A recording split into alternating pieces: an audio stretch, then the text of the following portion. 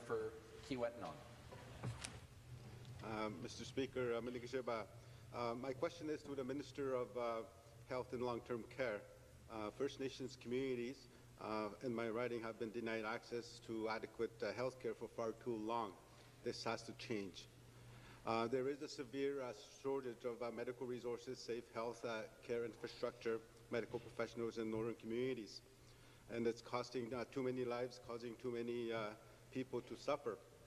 There was a document that was signed between Canada, Ontario, and the Anishinaabe Nation called the Charter of Relationship Principles Governing Health System Transformation in Non-Territory.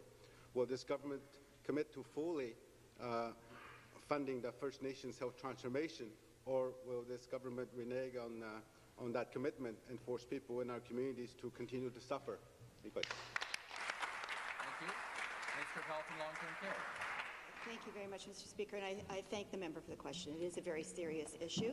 We've had a brief conversation about it before. I recognize that there are serious problems with health care in Northern Ontario, some of the fly-in communities as well. This is a priority for me. I look forward to working with you to make sure that we can improve health care outcomes for people across the province. It is unequal distribution. There are inequities there, and I do take it seriously. I would like to hear more from you and work with you on this. Supplementary. Mr. Speaker, the needs of the people of the Rio North cannot be ignored any longer. In Sandy Lake, the nursing station model is not working anymore for that services 3,000 plus.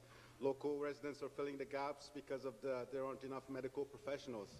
In Sandy Lake, Pekanjagam and other remote flying communities, little children like Brody, 5-year-old Brody Meekus, have died of strep throat infections. That would have been cured anywhere else. And every single day I hear families who cannot get the urgent health care they need.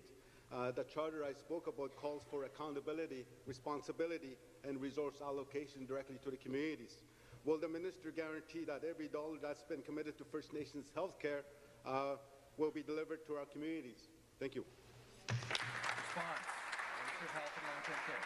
Well, thank you. I was aware of the child who died from strep throat because basic antibiotics weren't at the nursing station. I have had the opportunity to visit Sandy Lake, and I know there are many other communities that are in a similar situation. As we have discussed, part of the problem is the fact that there is federal responsibility for some of the fly-in communities to provide health services, but the provincial government operates the ambulance and, of course, the hospital services. They will need to be better coordinated.